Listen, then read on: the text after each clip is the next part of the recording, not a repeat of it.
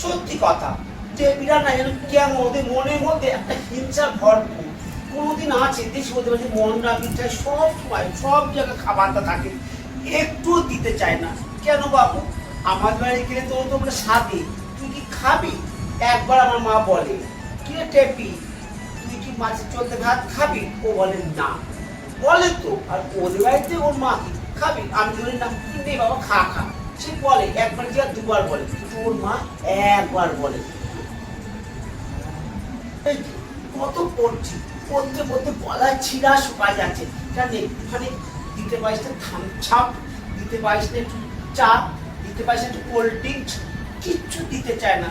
ওরা কেমন যেন আছে। আবার দেখো বাবা খাজা তাও একটা। আবার দেখো দেখো ছাজায় রেখেছে।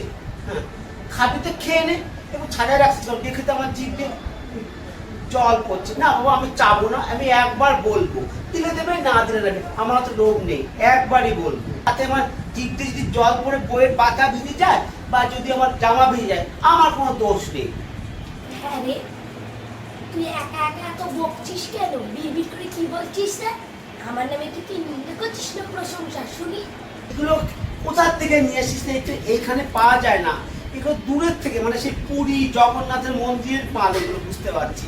তা কি একটুখানি খাবো রে একটুখানি বেশি না একটুখানি খাবো যদি তুই বলিস একটু আমাদের কত লোভ নেই যদি একবার একটু মাত্র একটুখানি দিস প্রসাদ হিসাবে একটুখানি ভেঙে তাহলে কি বলতো আমার পড়াটা না ঠিক মাথার মধ্যে ঢুকে থাকে মানে কি একটা পুরী জগন্নাথ ধাম ওইখানে প্রসাদটা খেলে কি হয় যখন এইখান থেকে এইখানে যায় আপনি এইখান থেকে নিচের দিকে আবার এইটা ঘুরে ঘুরে এসে ব্রেনের মধ্যে এরকম করে ঘুরে থাকলে পড়াটা খুব ভালো অ্যাটাক করে।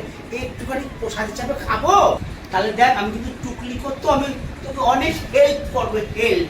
যদি এখন আমি না দিই আমার ওটা হজমও হবে না, তুই নে খা। তাহলে একটুখানি কি খাচ্ছি।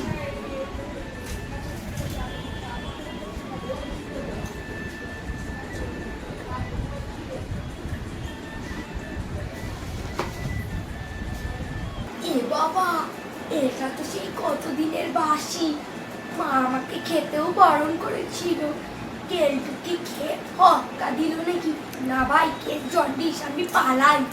এই সুযোগ আর হাত ছাড়া করা যাবে না।